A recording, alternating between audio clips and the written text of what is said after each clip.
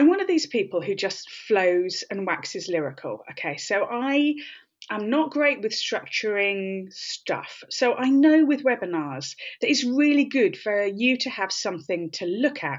So I created this. I'm very excited. So I have created a PowerPoint presentation. Yes, ladies and gentlemen, it's my first. The only thing is that I'm kind of thinking is because I really like talking about this subject and I'm massively, massively passionate about this subject. And I really want to give you in this webinar some really fantastic stuff. There's a lot of people sending in questions talking about being stuck, having an idea, but being stuck about where to start, or being even partway through a book and then kind of like lost the desire of it, lost that impetus, lost that excitement. So we're going to be answering all of that kind of stuff because that stuff's really, really important. The problem is with me being a bit of a wax lyrical kind of person to actually then do a PowerPoint that is structured. I kind of like might go off on one tangent and then realise that the slide that I'm showing has no relevance to the thing that I'm talking about. So this is the thing I'm quite nervous of. You see, because the problem is with that is you can't go back to the editor and say, can you fix this? I've just gone off on a tangent. Can you bring it back into some semblance of kind of subject and conversation? So I've made myself some notes as well, so I can make sure that that's all right. So I've just checked all of the housekeeping. All the housekeeping is there, so that's very good. So why I care about this subject of writing books and why I want to help other people to write books, because in the beginning of time, that's me, that little face. In the beginning, I was a dyslexic kid at school, so I wasn't very confident. And I was dyslexic at a point in time when nobody actually believed in dyslexia. They didn't know it existed. So in actual fact, Somerset County Council sent a letter to my mother saying, dyslexia doesn't exist, and we don't really have to give me a test for it. Dyslexia doesn't exist, and your child just doesn't apply herself and is lazy. So obviously, when you kind of step into an adult and you're looking at overcoming resistance to writing a book, I would say that what I'm going to teach you on this webinar, and also I'm going to be telling you at the end of the webinar about a course that I've created, getting over resistance and am I good enough? Have I got something to say? Is anyone going to want to hear what I've got to say? What's the point? Was really quite fundamental, I think. And so I found a system to be able to step over that resistance inside of myself. So I have published books with Hay House, with Tempest, with O Books, and I've recently just self-published my very first novel with Silverwood. So there's really, in a sense, what I'm trying to say here is if I can get over the resistance of being called lazy and not applying yourself, then, to have written 5 books, I think you can too, with the same system. I think it'll work for you as well. So don't feel like there's something about you that means that you can't write a book. So I'm going to tell you some random facts about me, and you'll probably be wondering what on earth I'm talking about. So let's just run through the random facts. Random fact, I started working in theatre because that feeling that an audience have when something has created a transcendence and they feel moved or different or affected in the world, something magical has taken place. And it's almost like there's like a collective consciousness that sort of like runs out throughout the entire auditorium where you can really feel it, it's tangible. And they might walk away and feel changed in some way. Maybe just by listening to somebody else's story or feeling the emotions of the actors on stage. They've learned something about themselves. They've transformed something in their own life. And we learn by story and we learn by metaphor. But I couldn't really stop there, obviously, because I was a stage manager. I didn't feel it as much being backstage as perhaps I would have done on stage.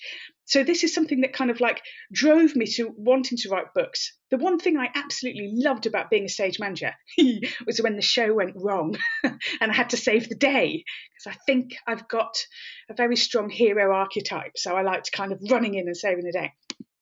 So another thing, I helped my ex-boyfriend get off drugs. Brilliant. Apart from then he went off and got married by Robbie Williams. Interesting. So these are really random facts. And then I became an agony aunt style radio presenter on LBC 97.3. So, although you don't call it 97.3 anymore. Anyway, and then I started writing books. And here is a lovely display of some of my books. Now, you might be thinking, what on earth? Why do we care about your ex-boyfriend? What are you talking about? Random facts. Well, actually, they're not that random, because they have an umbrella over all of those facts. And that theme is one of rescue. I enjoyed rescuing. There is a theme of rescue. So I want you, with that pen and paper that I asked you to kind of like come up with earlier, I want you to really think about the sort of the themes and the random facts about your own life. Because there'll be random facts about your life that actually have created a theme. Now, when you're writing a book, never think of the book as a whole book, by the way. You need to think of a book as random parts. Because if you think about a book as a whole book, you probably never sort of start it, because the idea of writing 65,000 words plus is really quite daunting. So the idea of actually breaking it down into smaller elements and smaller chunks is a really, really good idea. So for a non-fiction book, it might be around like your level of expertise, because I certainly know in my own life, I think as soon as I had published a non-fiction book, it was probably better than a PhD in terms of credibility, in terms of people believing in you, and in terms of really becoming an expert. When I actually published a fiction book, which is an erotic fiction book, sort of the same thing happened, but people started to say, wow, okay, she's gone from being a Hay House self-help author to writing, an erotic fiction book. That's kind of a weird jump.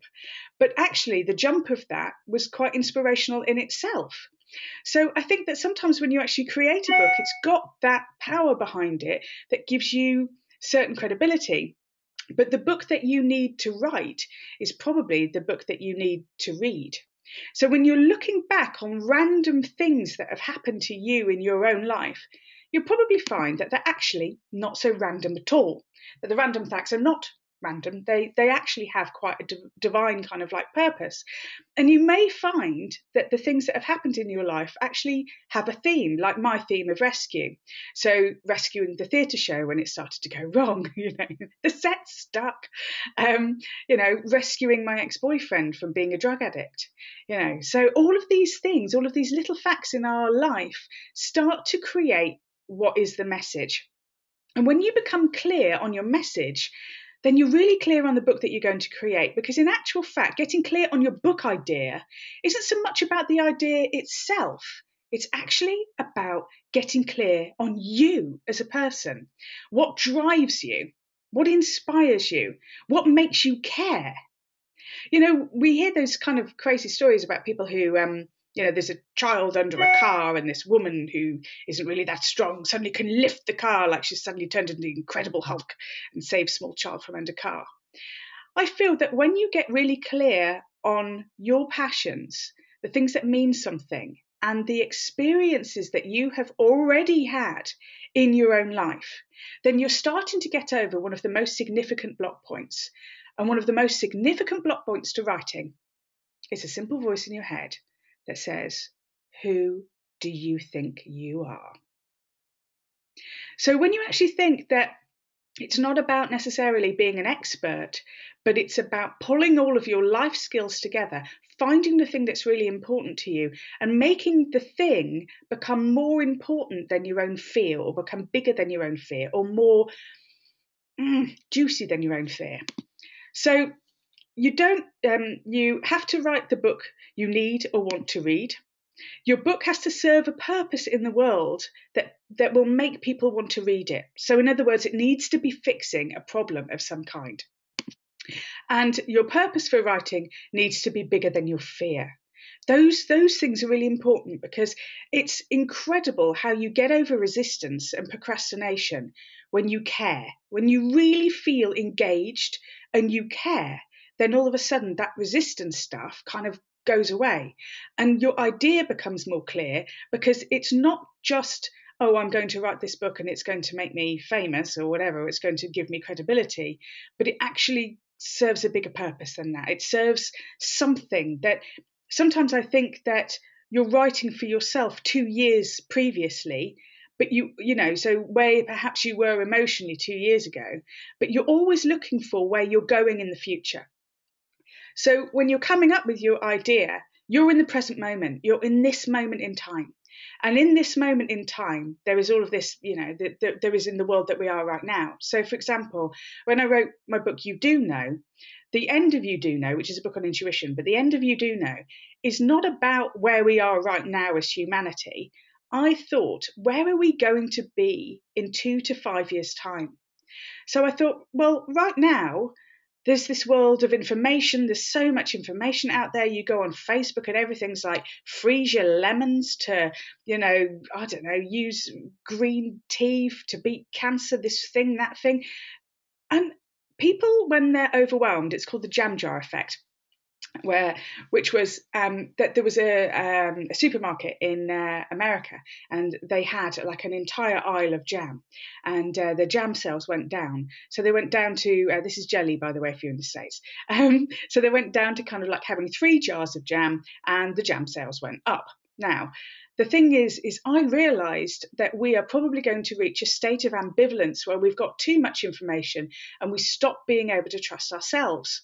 So I projected what my book You Do Know was going to answer in the future, not what it was answering right now. So I was looking at the future and saying, in the future, I believe that if we continue on this trajectory, this is what this book needs to answer. Now, I may sound like I'm really talking about self-help books. I kind of am. But actually, you think about George Orwell's 1984, which I think he wrote in 18 something or another. I do have the stats of that, but I can't remember them off the top of my head. Wow. I mean, 1984, he may have been a few years out, but certainly he's said an awful lot of things about our current time, with CCTV cameras and all of that kind of thing. So it's not just a non-fiction book that needs to have a passionate element and something that it's fixing in the world. I would say that probably one of the most life-shifting books that I ever read was a book about vampires. It was an Anne Rice book called Tale of the Body Thief. And there was a part in that about a piano player. And I suddenly made the realization, a piano player who'd become a nurse, and she wanted to heal people. And the line in it was, don't you think that you can heal more people by playing piano than you could healing individual people as a nurse? And I was like, boom, face palm, oh my goodness. And it changed the trajectory that I was going on. Don't worry, I was never going to be a nurse.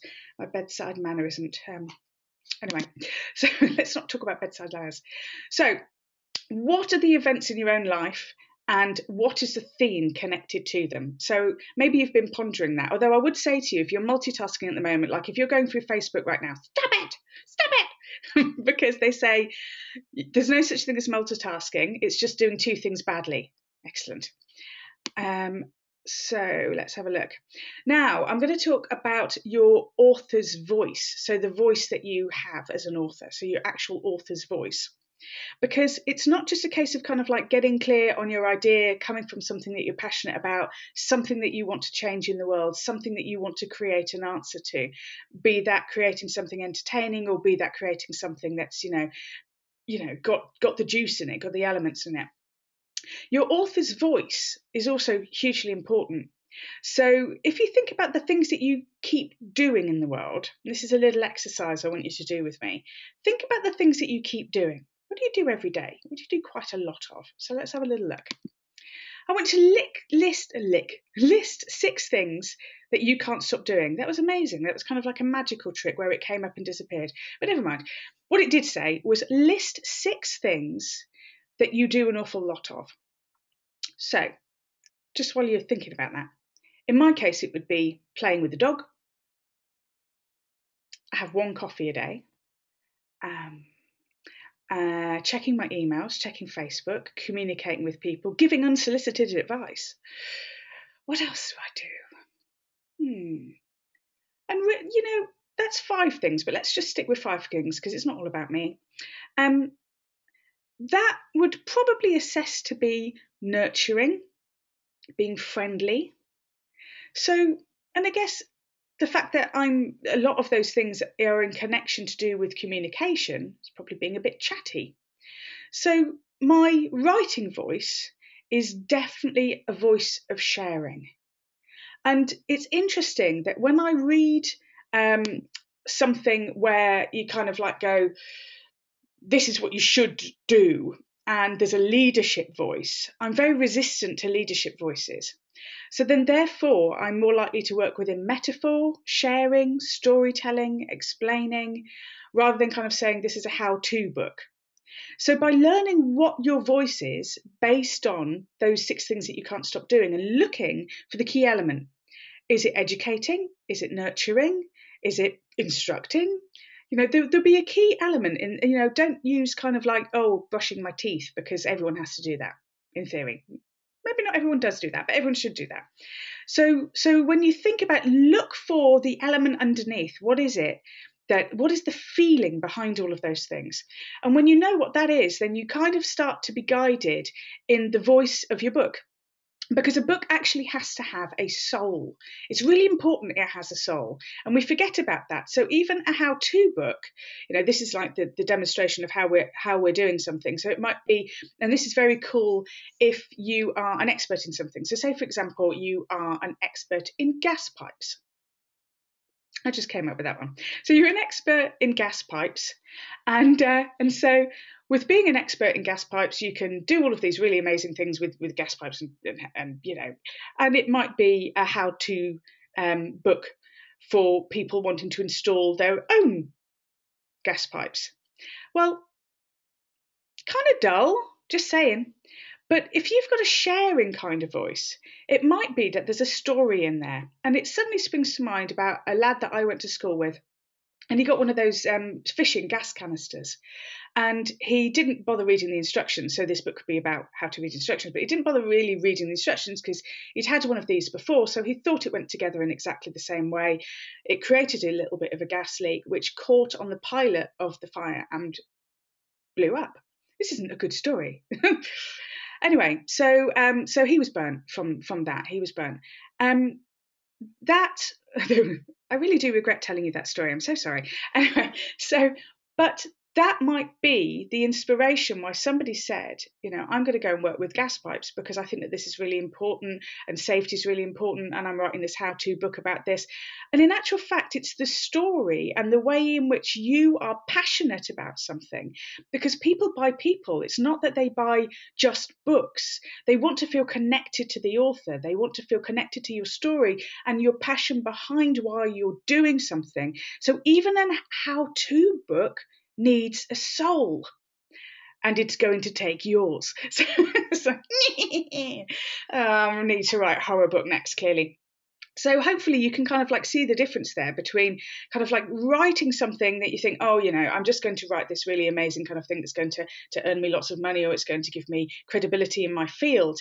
But the thing that will make it unique and individual, because let's face it, when we were talking before about the world being very, very full of information, if the world is absolutely full of information, then it comes a point when what makes your voice unique? Why buy your book? Why is your book going to be the thing that actually makes the biggest difference and makes people feel really passionate about connecting with you? So I'm just going to grab over some of these notes and just have a quick check, because I wanted to make sure that I kind of hit on everything I was going to hit on. So how to shape your ideas is one of the points that I suggested that I was going to talk about with this webinar, and I think I've done that. So how to shape your ideas is find the book that you need to read, feel passionate about it, and once you've done that, it really starts to become painting by numbers, because you can really flesh out all of those ideas on a large piece of paper. You can get your mind into them. You can kind of think about it. If you're creating a fiction book, then you can actually create a storyline that actually starts here and goes the way through. And when I worked in theatre, you sit in the rehearsal room, and the actors would always look at the story before the story starts. So in other words, if somebody had kind of like we meet the character at the bus stop. Okay, well, where was she before she went to the bus stop? Because that actually adds depth to the character. So when you're writing a fiction book, you can really map out characterization and pull all of those things in place. And there's a lot of that in how to do that and how to create that in the course that I've created that I will tell you about in a minute. So resistance to writing. Oh, huge one, resistance. Don't ever consider your book to be an entire book. It's a little bit like thinking about eating an elephant. Not that I think about that very often, but you just wouldn't. I mean, you wouldn't eat an elephant anyway, but you couldn't eat an elephant in one sitting. So when you're thinking about writing a book, don't think about the book as being an entire book. Think about the book as being parts. A book is a sum of parts. It isn't really, it's chapters, it's subheadings, it's bits and pieces. The story has scenes, elements. It's not a whole book. If I was to ever think about writing 65,000 words, I wouldn't get out of bed. I would be absolutely terrified. So if you think about it as being a sum of parts, and you can get excited about those sums of parts, and the course I'm going to be telling you about also has how to use the muse and working in liminal spaces, because that's really important to be able to get into a creative flow. There'll be some times of the day that work best for you, to write, where you just flow at those particular times of day. And so there's really some poignant questions in this other course about how to pull out of you what your unique message is, when the best time of day is for you to write, what your author's voice is, so that you can really get all of those things down, so that you don't end up with the what I call cups of tea procrastination. So, I'll just make a cup of tea and then another cup of tea. I need to go to the bathroom. I haven't done my shopping. I've got to blah, blah, blah. Obviously, these are all quick fix things, and a quick fix thing is always going to have a lot more gratification, like finishing the washing up, than finishing your entire book. So don't think of it as an entire book. And then when you're finishing a chapter or a page, then it feels different. And never word count. It's as bad as clock watching in a job that you don't like. Just saying. So making room for writing as well. Sometimes we have to consider the difference between what is urgent and what is important.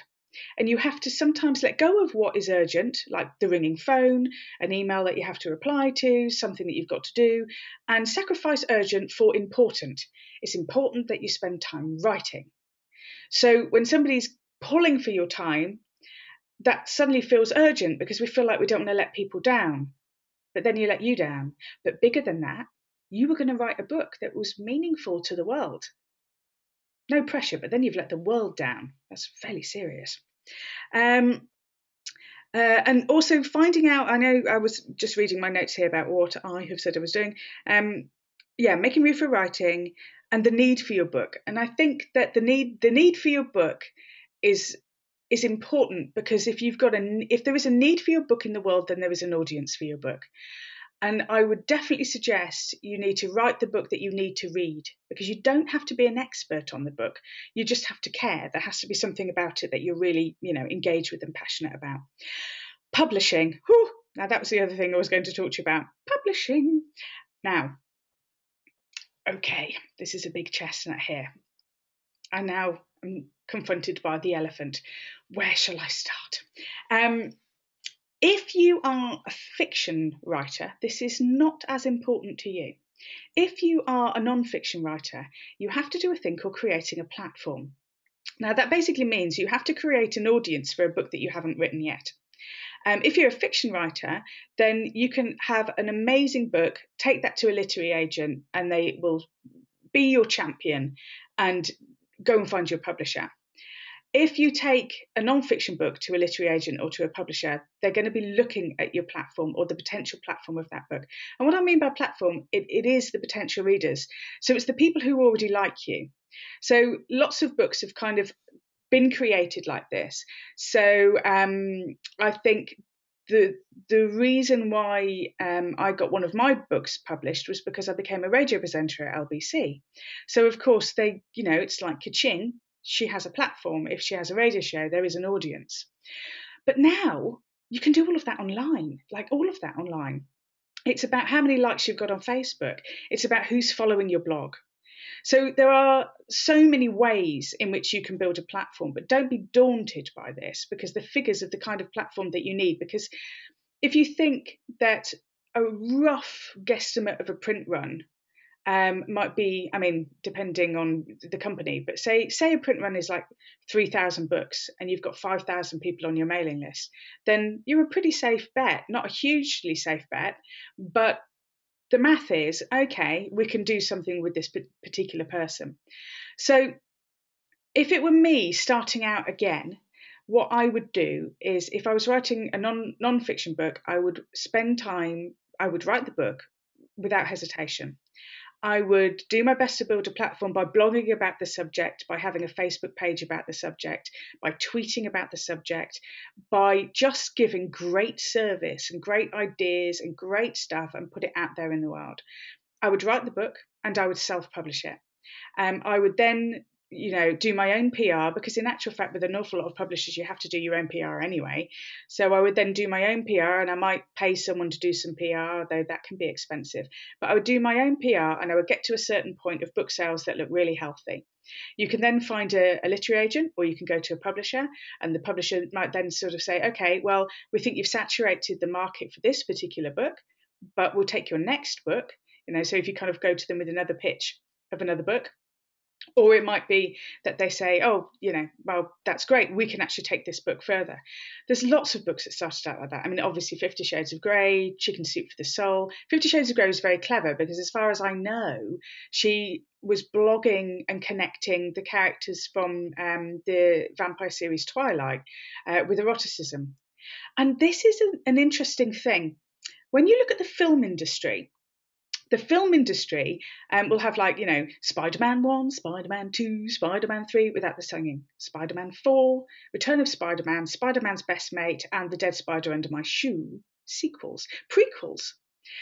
Because it's a definite audience. You know that you're going to have a definite audience, because if I like Spider-Man 1, I'll go and see Spider-Man 2. So new work doesn't really get so much of a look in. So if a book is a bestseller, then no-brainer, it has an audience, therefore it has a platform already, and then we can make a film out of it. And the publishing industry isn't really that far removed from it. So for my book, Cupcakes and Coffee, which is under the name Rebecca Stone, I sidelined that one with a little alter ego. I thought about all of the books that I liked, popular books that I liked, and whilst I was writing the book, I wanted to have elements of those popular books in it. So this is kind of like a bit, well, I thought it was smart. So it's erotic, so I have connected it to 50 Shades of Grey. It is a journey about a woman trying to find herself and trying to find self-love, so I've connected it to Eat, Pray, Love. It's also in diary format, so I've connected it to Bridget Jones. So when you say, if Bridget Jones met, hang on, I've got to remember, if 50 Shades of Grey met Bridget Jones, this would be the Eat, Pray, Love child. Clever, huh? Simply because when people read that on the jacket, if they liked Bridget Jones, if they liked, any book that I've mentioned, I've gone completely blank, which isn't good for an author. But if they liked Eat, Pray, Love, they're going to go, oh, well, that looks interesting, because I already know I like those books. So when the film industry is doing the same thing, which is, I already know I like that. So there's the musical Les Mis. It's a musical. It's one of the longest running shows in the West End. There's an audience. Let's turn it into a film.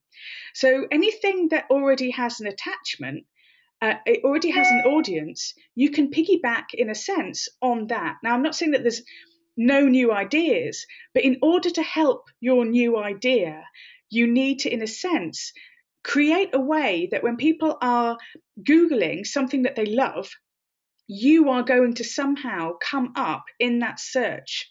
So when they're looking for that, then you'll come up in the search. So when I launched Cupcakes and Coffee, I launched it on the same day that 50 Shades of Grey film came out, partly because the media are probably like, well, we're running out of stories to talk about this book. So then they can say, okay, well, self-help author turns to erotic fiction to get her message out. Great. So then you've tagged that because they're looking for a new story in the media, but also you're tagging it to something that's already kind of coming out. So if people are like looking for those things and you've got keywords that are in connection to that, you're hoping that those keywords are going to get you some attention.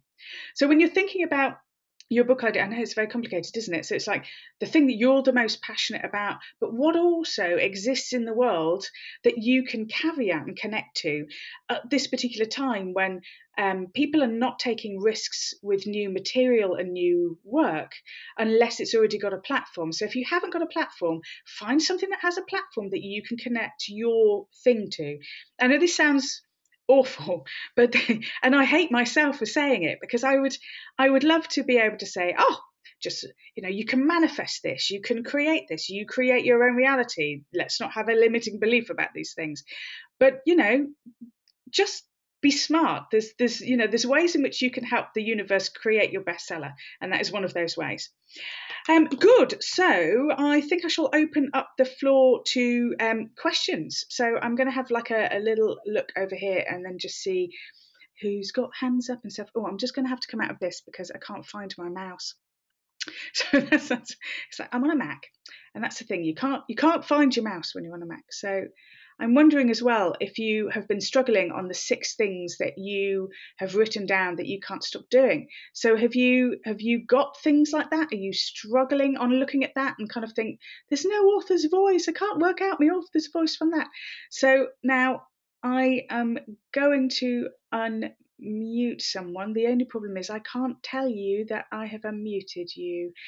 So actually, oh no, it's easy. There's only one person with their hand up. Hello, you are unmuted. The one person with their hand up. Hi. Speak. Hello. So there was one person who's asked a question. Do you want to speak to me? No, I can't hear you. Okay, I will leave that one for Sharon to figure out, and I'm just going to mute you again. So she's right at the bottom of the screen, Sharon, or he is right at the bottom of the screen. So let's just have a look at some of these questions that have actually come in. So Monica's here from the Netherlands. Hi, Monica. That's cool. Just waving and saying hello. Oh, that's very nice. Hello, Bex. She's just published a book, which is very exciting. So, I should give you the opportunity to plug that. No audio. Oh, I'm so sorry. But there is going to be playing back from that. So that's going to be important. No audio again. Oh, no. Just checking. How many thousands of words? 65,000 words is an average book. And it's obviously up to you if you want to go further than that. Now, if you are writing ebooks, you need about 35,000 words. If you're going to be putting up an ebook on Amazon, you need about 35,000 words. So 35,000 words will kind of get you to this. Get you to be able to publish on Amazon. Publishing on Amazon, there's lots of ideas of kind of like using Lulu and different kind of ways of getting a self-published book out there. But even the tax form, and there is a tax form to fill in on Amazon, is highly complicated. So I would sort of say use a company like Silverwood that I use to be able to do all of that stuff for you. Silverwood have actually, as a self-publishing, supportive company, they've even got my book on order in Waterstones, in foils. They've got it all. It's like the effort that it would take you to be able to kind of create all of that stuff. I think that go and use a company like Silverwood. They're based in Bristol. Type Silverwood into the internet publishers, they'll come up. They've been really, really helpful for me. 65,000 words is an average book. 35,000 words you can get away with putting that on Amazon as an ebook. And then obviously you can go much further than 65,000 words. But I would say sometimes the mistake that people make is you've got so many ideas and you're so brilliant and your mind is just so expanded that you don't realize that you've actually got 3 books in one. So look at your idea as well and make sure that your idea is actually, smaller. So if you create a book that's, 65,000 words and then the next one 65,000 words, that's going to be a heck of a lot better than 130 odd thousand words. Just saying. And it's also better for you financially because then the sales of the books are going to be a lot better. You get your audience interested and inspired by you, and then they're going to want your next book. But if you've got a huge book that makes people, I wince. I've just finished Anne Rice's new book. My God, it was so big. It just made me wince. I just kind of, the idea of devoting so much of my life to it was quite wince making. But it was, I've just finished it. Oh, the sweat is off my brow. Okay. What about CreateSpace? Oh, so I've just kind of covered that. So CreateSpace again, and publishing on Amazon. Like, for example, to publish a Kindle book, you've got to get it typeset. It's got to be of really great quality. So the typesetting has got to be really good. I absolutely think you need an editor. That is the number one. Do not sidestep and do not ask your friend to edit. Like, I know that sounds like, your friend may be an editor. Well, and then you might be able to ask them. But I would say you need to have a professional editor. If it's the one thing I have learned.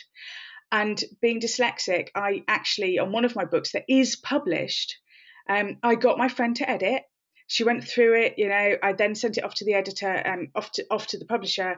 The publisher went through it. It got published, and someone sent it back to me in the mail. They'd bought the book covered in red pen, where all my spelling mistakes. Can you imagine? Like, I hadn't seen red pen since I was 15 all over a book like that. It's quite painful. So really just make absolutely sure for yourself that the quality of your book is really, really good. I think it's really important. So when you're going for anything like CreateSpace, get an editor, for sure. Get someone who can really typeset the book and typeset it really well. And then I think it costs about like 100, sorry, I'm talking in pounds here. A lot of this is going to be pounds because obviously I'm UK based. So it's about like 100 to 150 pounds to get a book created into an ebook, and that would put it into eMobi format, Kindle format. And then obviously you've got to upload it onto Amazon. So I've uploaded one of my books directly onto Amazon myself to see what this process was like. And I have to say, the process was relatively easy of getting the book up there. But then there's things like tax forms. And if you're not in the US then, and you don't understand some of the US terms for their own tax thing, it was a little brain frying. So I kind of felt like I'd done it all and then closed my eyes and just made it okay.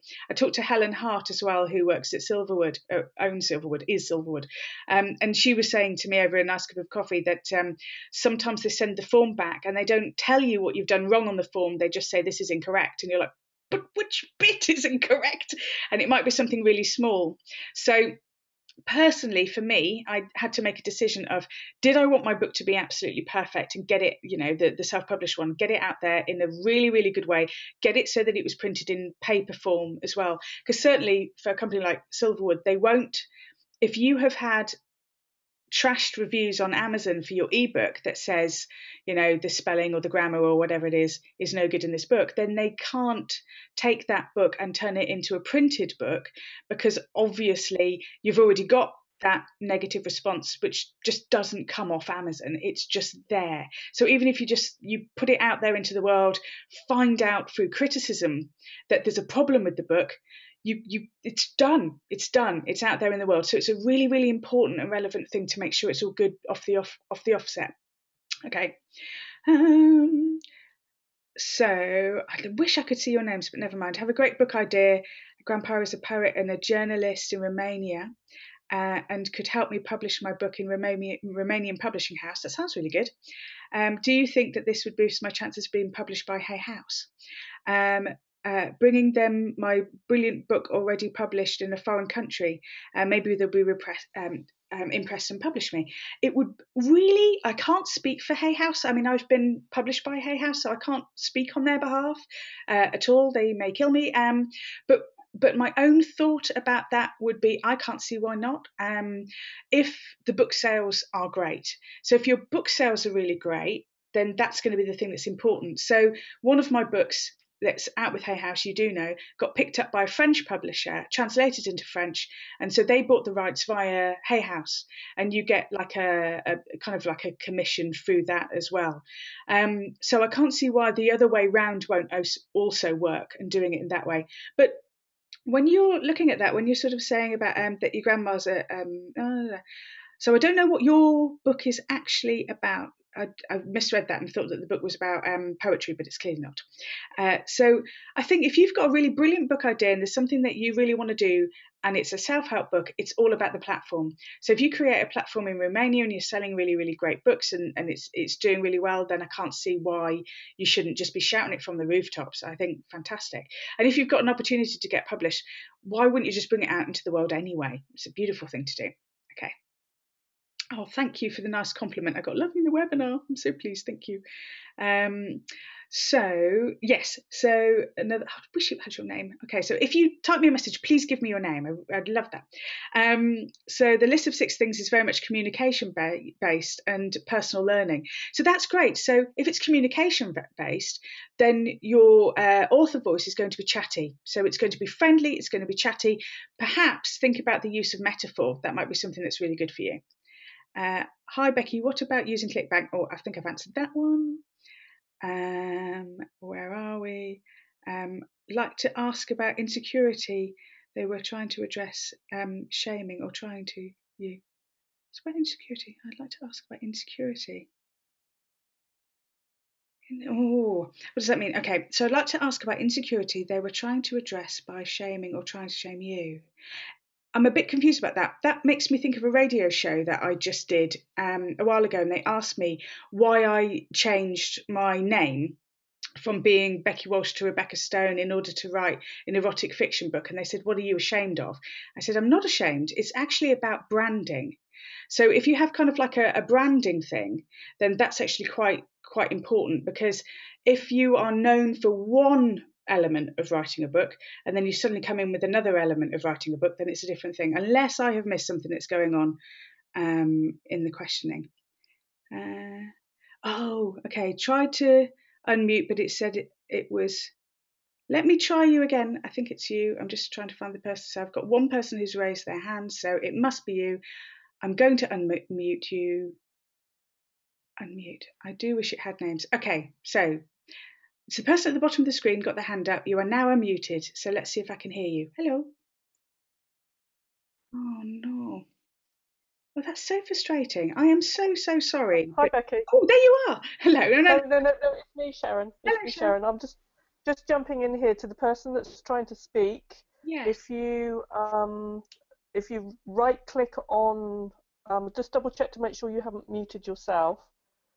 Becky, are you seeing a little line through them still, even though you've unmuted them? There's a little hazard box that's there. It's like got a little hazard box.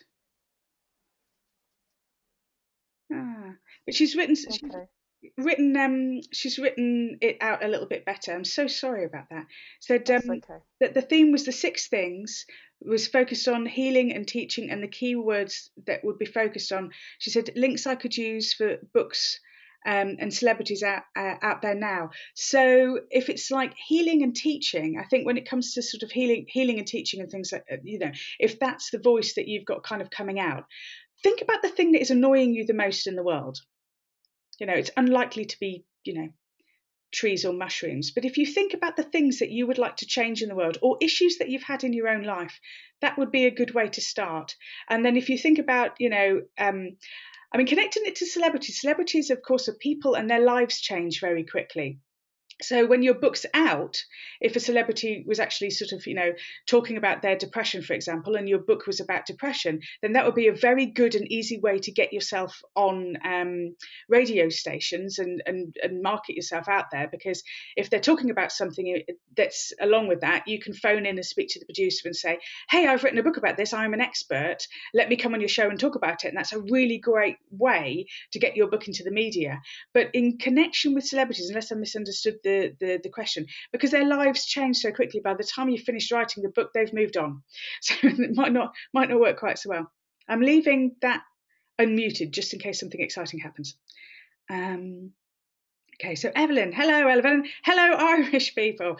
I'm a Walsh. So it's like, I should be excited. My grandfather was Irish, so, so he was good. So she's from Ireland. Hello. Do you mean write out the beginning, middle, end up on boards or chapters by chapter ideas? Tend to just write and let the story evolve and then get stuck. Yeah, and that's why you'll get stuck, interestingly enough. So if it sounds to me that what you're looking at there is a fiction book, so mapping it out on a large piece of paper is hugely, hugely important, because by mapping it out and the characterization and where you're going with it, even if you don't know what the ending is, if you actually sort of like formulate the journey, and I know it's beautiful and I enjoy doing it as well, that the characters start to talk to you and you sort of feel like the book is writing you instead of you writing the book. And I love that feeling, Evelyn. So I totally understand the desire to just kind of like let it flow and kind of like go with it. But then all of a sudden one day it's almost like the muse goes off for a cigarette or something. You suddenly kind of go, I'm stilted and I don't know what I'm doing. So actually mapping it out, and on the course that I've created, there's some really good instructions on how to map it out, where to put the peaks, where to put the troughs, where to put the journey in. And it might sound formulaic, but once it's done, you actually find that the characterization and the voice in your head, in a sense, that is speaking through you actually is louder and easier, and it flows better than if you'd have actually sort of like done it without the blocking and the characterization. So yeah, so it's quite interesting. But that's one of the reasons why you get stuck, is because you suddenly get to a point you sort of go, I don't really know where I'm going with this. But if it's already mapped out there, it's like, I mean, I keep looking at my wall, but I kind of like, I have my whiteboard here, and quite often I'll just kind of like, it's almost like having a roll of wallpaper with the things all sort of mapped out. If you saw it, it just looked like creative splattage, but it really helps. It helps that form. Okay. Hello, Arlene. She's from Edinburgh. Sometimes I feel like there is a book out there using me to be written. Oh yeah, I understand that one. I'm all content, and I know the content it is, and sometimes this inspiration goes away. Yeah, I always say that the muse is kind of like sort of it reminds me of something that Michael Jackson said. He said, if I'm not there with, he described the muse as being God, but he said, if I'm not there with a pen and a piece of paper when God speaks to me, God takes the songs and gives them to Prince. So I know what you mean about it suddenly disappearing. And you need to put in human effort. What should I do? Well, I think the first thing is to find the time of day that works for you the best to be able to write.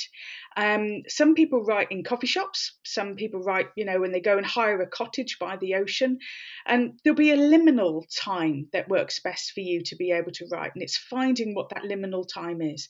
It's usually not where you're going, not where you've been.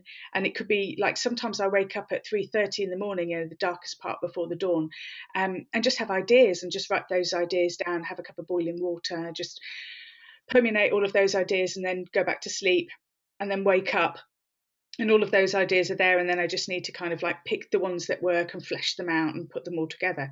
So I would say that the thing is though, there's a very good film as well on TED.com where Elizabeth Gilbert is talking about creative genius.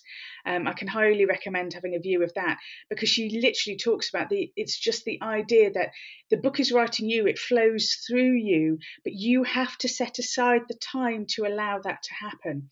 And quite often, it will be on a train, on a plane, by the sea, in a coffee shop. It won't be where you're going or where you've been. It's like there's a gap.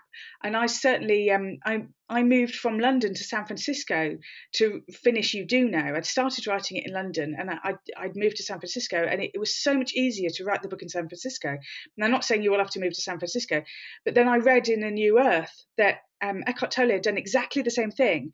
And interestingly enough, where I was studying at California Institute of Integral Studies, his editor was my librarian.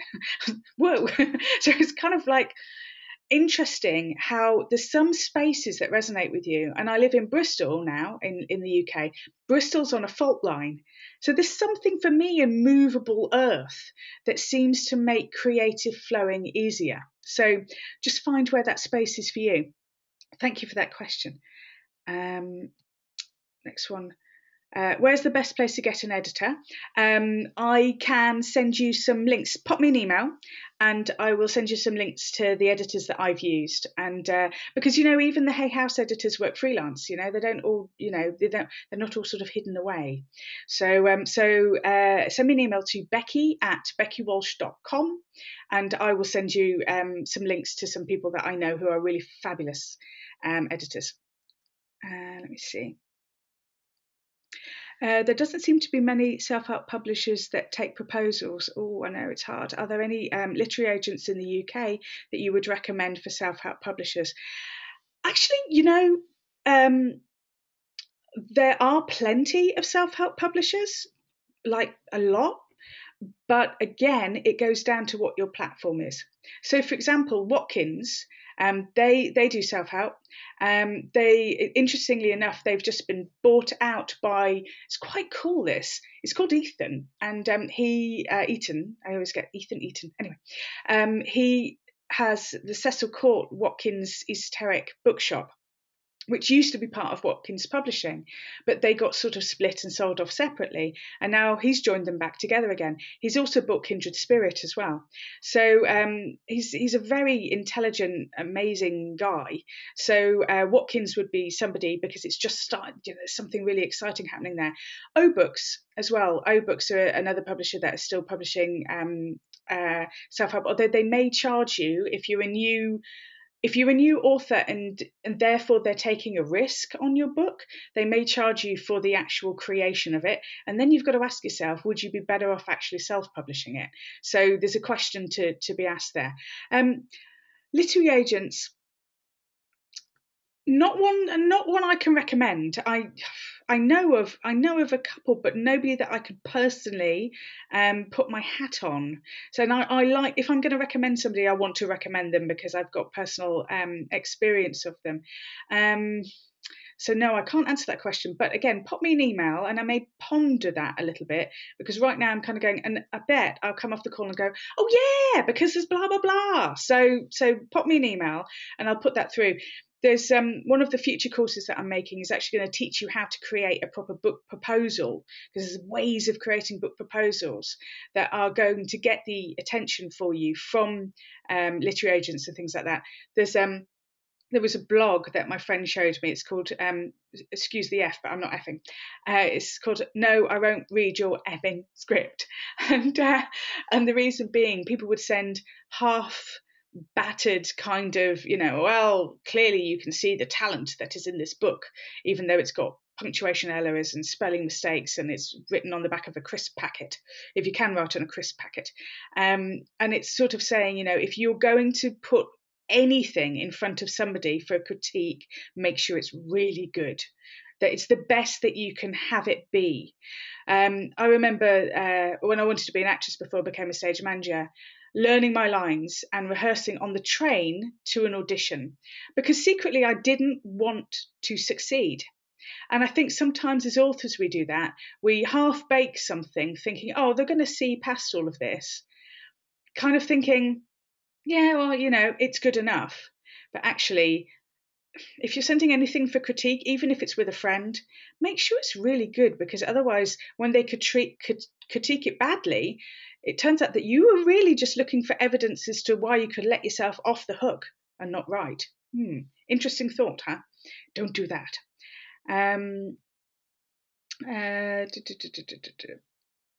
Oh, yes. Sorry, meant about your book being posted back covered in red ink. Yes, I'd moved on by the time I read that bit, so no, don't worry.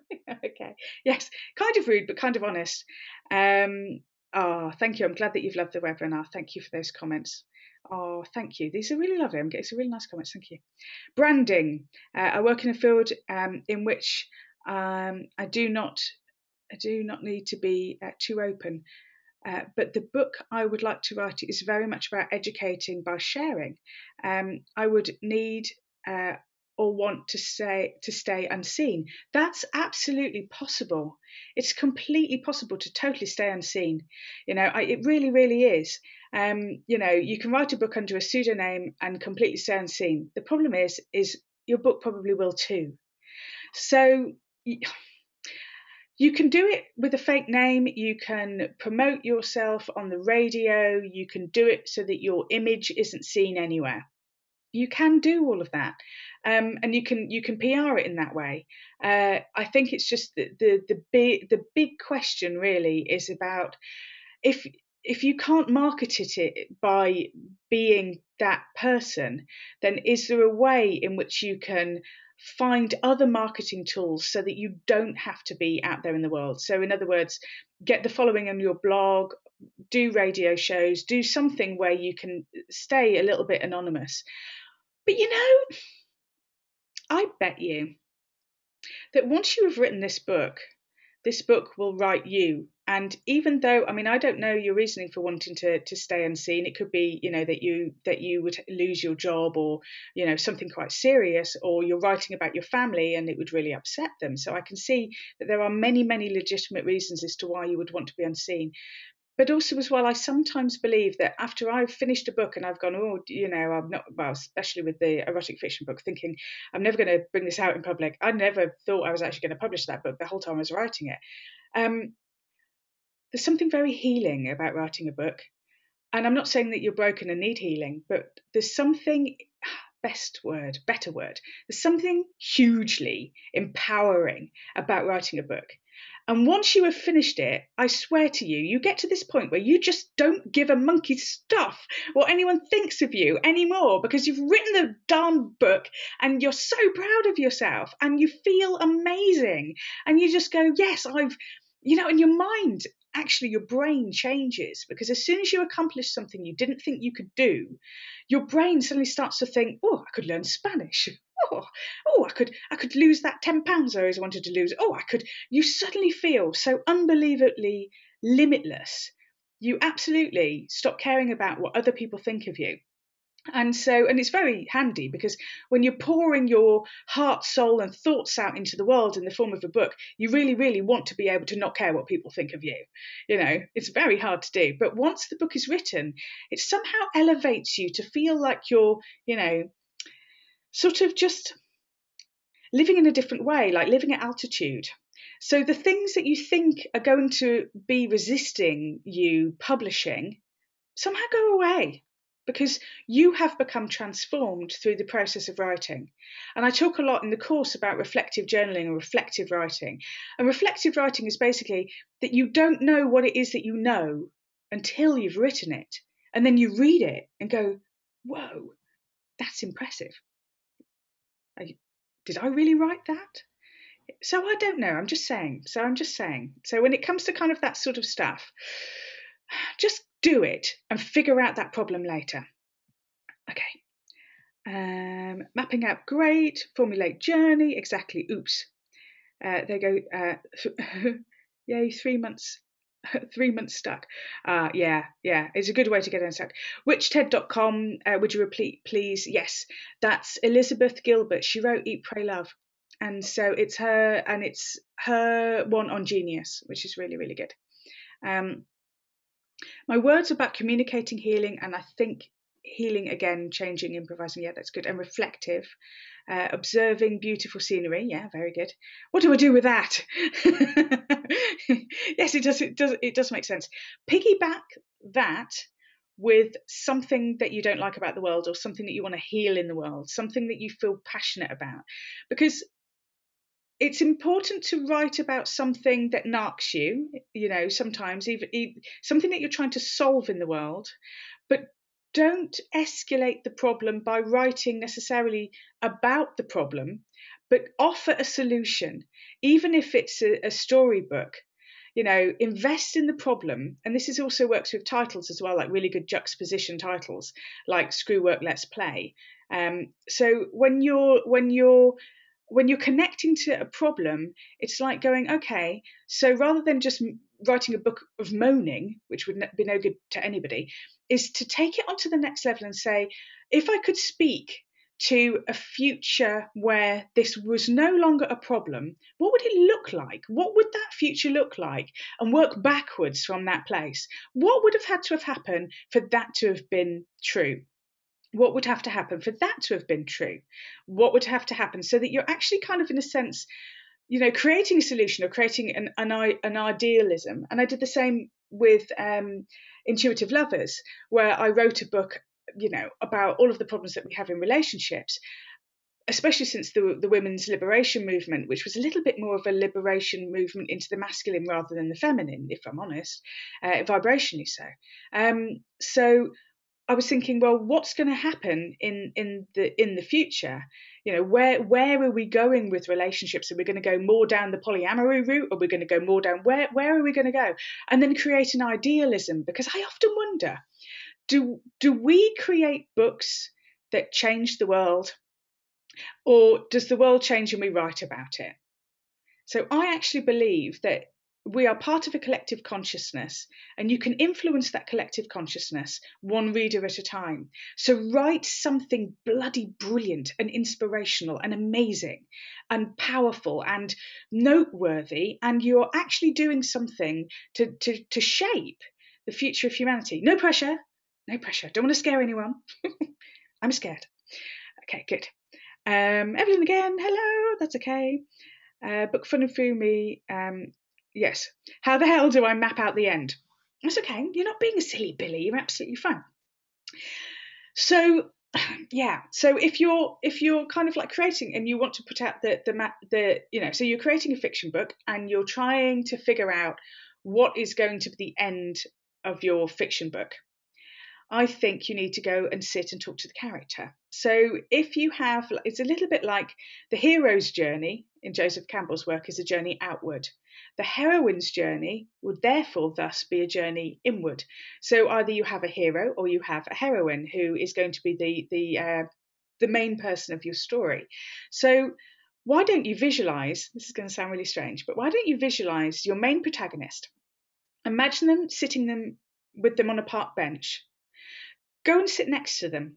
So they don't turn and look at you. Just go and sit next to them and just say, where do you want to end up? How do you want this story to end for you? The problem is quite a lot on finishing stories, you think that you have to finish it with everything being resolved. Where in actual fact, Cupcakes and Coffee ends with a very new beginning. It doesn't end with an ending. It ends with a beginning. So if you end a book with a beginning, you're then able to write the sequel. So don't worry about creating an ending. Create the pause between the end and the new beginning. So you don't really have to create an ending in that way, but sit with the character and just say, well, where would you like to go on your journey? Because in a sense, archetypally, they're probably an aspect of you, and you're actually getting in touch with a sub-personality or an archetype of your own consciousness. You can speak to yourself without going mad or thinking you're going mad. I hope that helps, Evelyn. And there's a replay of this as well, so in case you've missed anything. I got a hi, Becky. Hi, Becky. Yes, carrying out non-fiction research. Love that question. Thank you, Phil. Non-fiction research, really important. So the first thing that I would do is, if you know what your book is about, then you type that into Amazon and you look for any book on Amazon that is similar to your book. Then you discount anything that's over 5 years old, because the publishers probably will do that as well, depending on the publisher. But anything over 5 years is kind of like almost like, well, a bit irrelevant. So anything that's over 5 years old, you can just kind of cancel that out. I personally would then buy those books. And when you've bought those books, the ones that are good ones, especially the bestsellers, and even if the bestsellers are over 5 years old, then when you're reading them, if there's anything that you just go, oh my goodness, that is genius, do take a post-it note, stick it in the book, because you might want to quote that person. As an author, I love it when people quote me, but you mustn't quote over a paragraph, because if you do, well, up to a paragraph, because if you do, then all of a sudden you're into copyright issues. If you are quoting a few sentences and paraphrasing the rest, that's kind of fine, but always make sure that you've got a reference point to those particular bits that you thought were great. While you're reading these books, look at what they're missing, what doesn't work about them, what does work about them, what annoys you about them, and then work out how your book is going to address that. And if you find that you've put in all of these keywords into Amazon and there is no book out there on the same subject as your book, then do a little dance, because that's a freaking miracle. That's an absolute miracle if that has actually happened, because it hardly does. So that would be the thing to do, and that would be where to start your research. I can hear someone's gone live. Is that you, Sharon? Or was that somebody else? I think that might be the person at the end. Somebody speak. In fact, all speak, and then I find out who it is. Hello, it's you, Sharon. Okay. It's not me. It's not me. I've just unmuted myself to say it's not me. Ah, so somebody is there that I can hear who was going to ask a question. Speak. Oh, yes, no, I can hear you. I know that you're there. So the person who put their hand up earlier, your mic is now live. Do you want to ask your question? I'm going to mute them because they're like, no, leave me alone now. Okay. Oh, well, if you, never mind. Oh, honestly, the best laid plans of technical infusions. There we go. Right, okay. Thank you for the lovely comment, Eileen. That's really sweet of you. I feel very moved by that. Thank you. Yes, I think my best writing comes through me. Yes, it's true. It absolutely is. Now, getting the ego out of the way, that is a really important thing, is that getting that ego of who do I think I am, and all of that kind of thing. And yes, I get your point about meditation, but actually, Angela, to me, it's about finding something that is so powerfully important to you that it becomes bigger than your fear.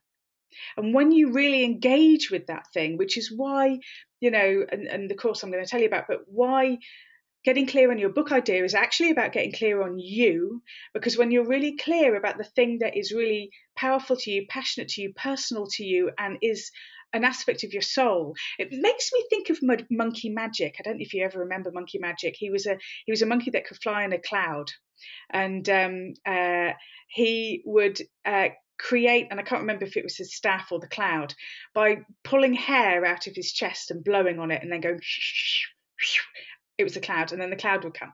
Okay, so we haven't all got hair that we can pull out of our, well, right, some of us have, so overshare.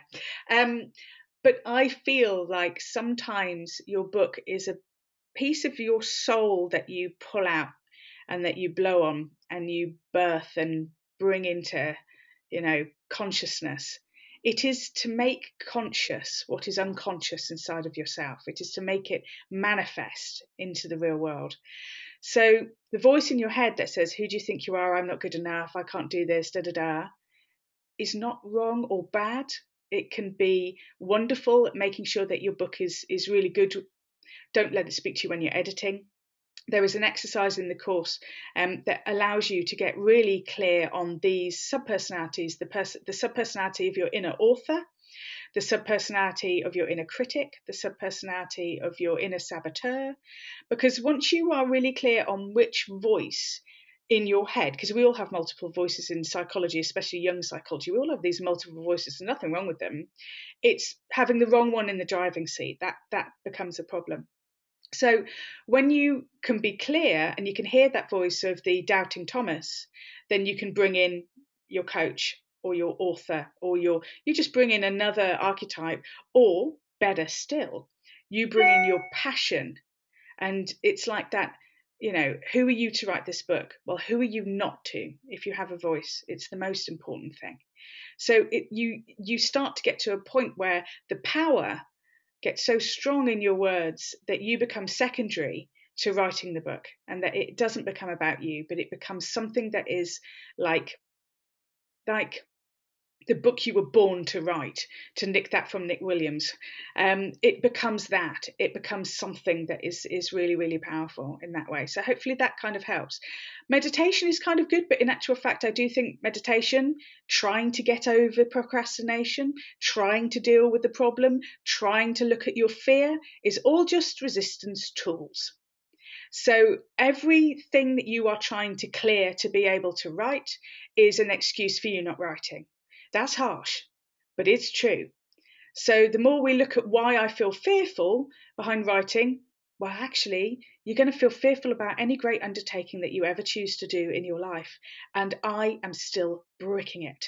I'm always bricking it. And I love bricking it, because when I brick it, I know it means something and it is important. So don't spend time trying to fix all of the things about yourself so that one day you're going to have gleaming white teeth and feel ready to do this work. Do you feel like a grown-up? I'm still waiting to feel like a grown-up. And I spoke to my mum, who shall remain ageless, and she doesn't feel like a grown-up either. So I'm still waiting to feel like a grown-up, but I have a very sneaky suspicion it doesn't happen. And neither does ready.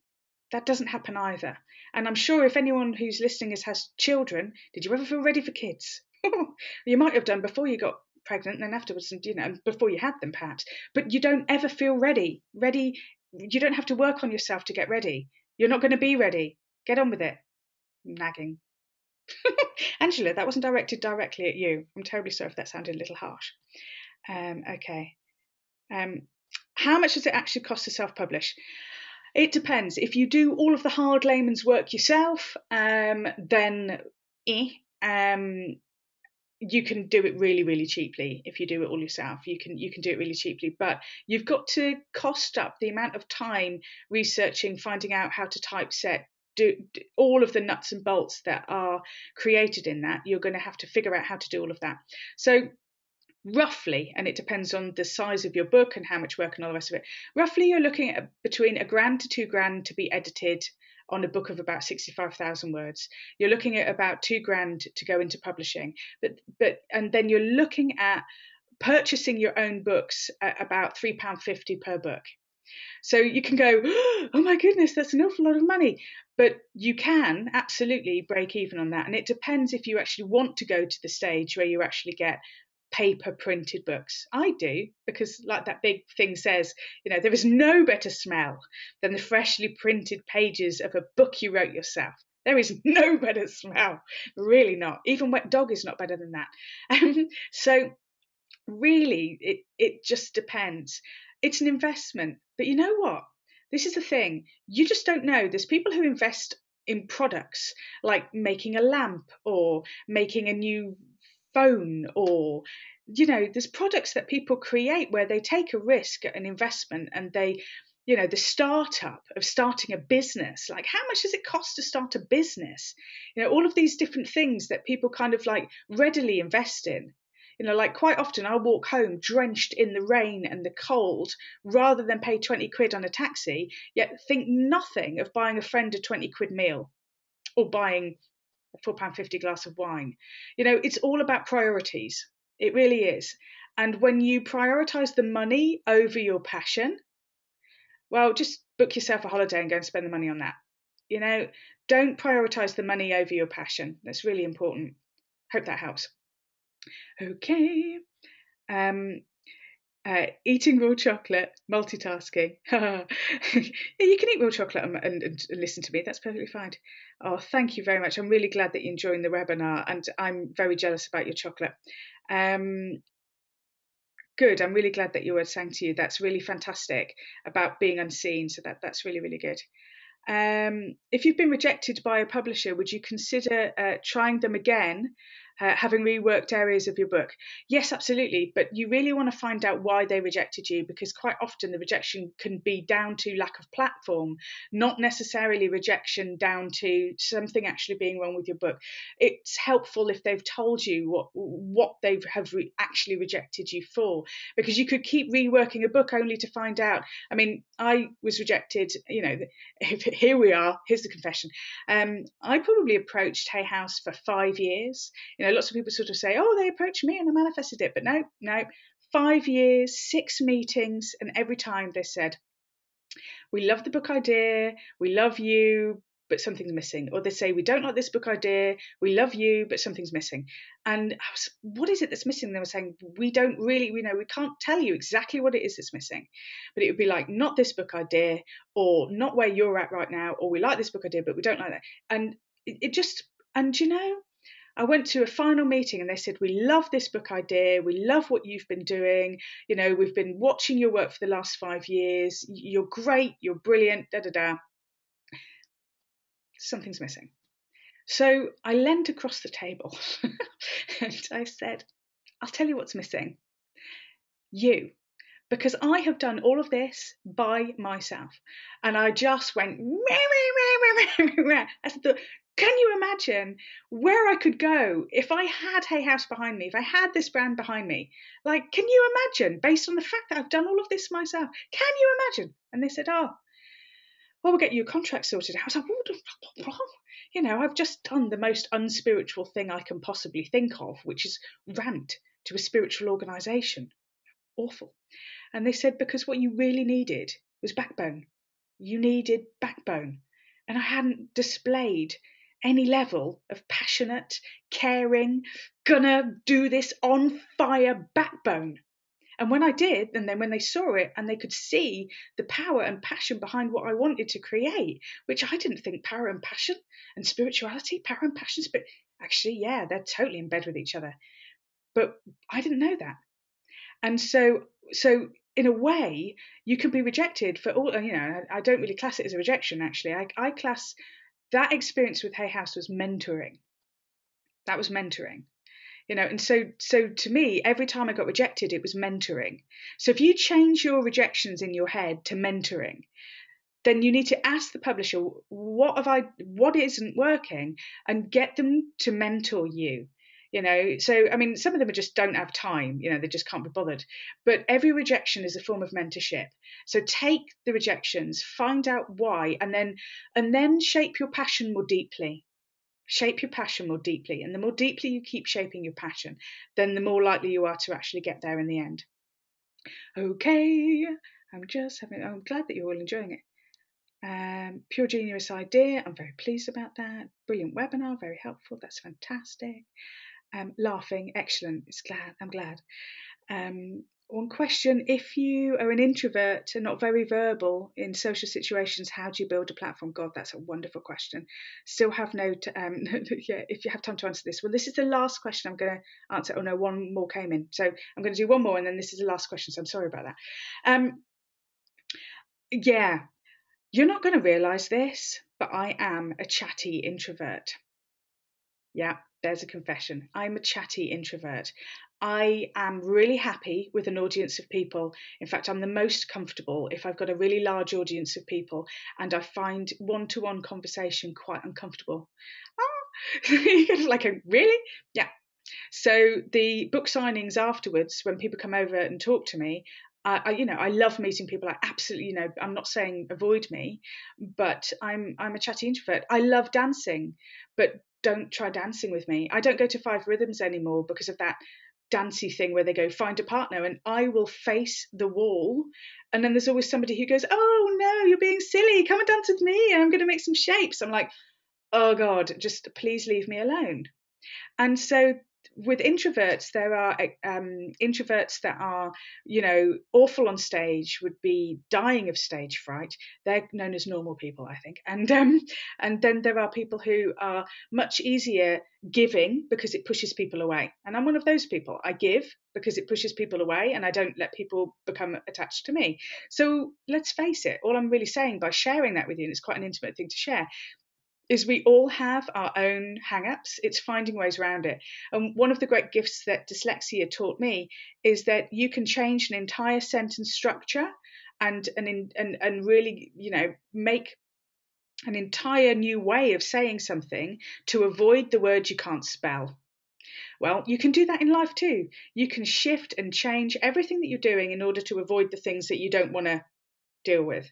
So I would say, even though you might not be very verbal in live situations and building a platform, then don't do video, then don't do audio, then type, then create blogs.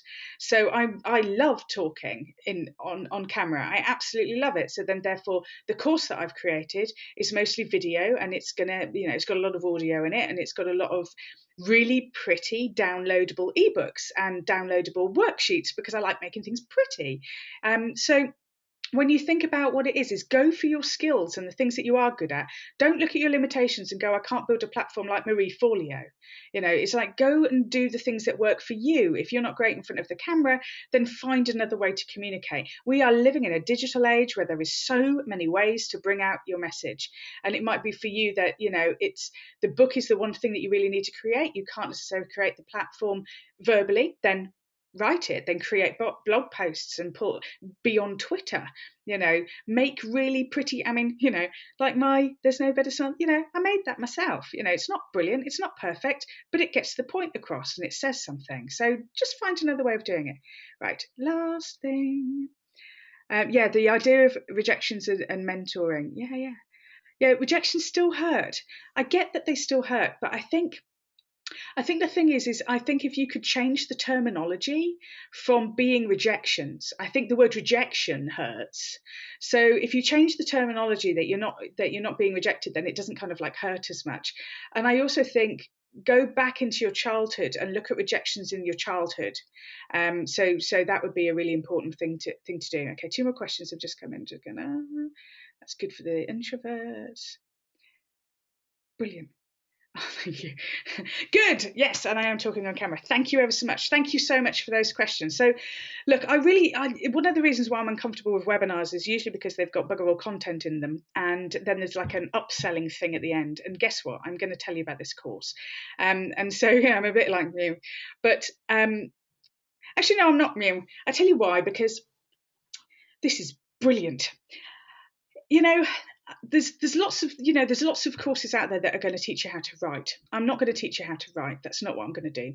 Getting Clear on Your Book Idea, which is a 6-part multimedia course, is actually about you finding out who you are, getting clear on your passion, getting really clear on what you want to create in the world, and finding the ways to put it out there. So what the course actually does is it stops you procrastinating, because it's got loads of anti-procrastination tools, including figuring out your sub-personalities and putting them to work for you, how to get in touch with your muse, how to work with the muse, but also how to actually create Evelyn's kind of like the map on the wall, how to be able to create your characterization, how to be able to get all of that so that it's coming out of you, and especially for non-fiction books, how to actually create all of these blocking points, how to figure out if it's a fiction book or if it's a non-fiction book. You might think it's a non-fiction book, only to find that your author's voice is much more storytelling, and that it will be much more powerful as a book to write it as a fiction book.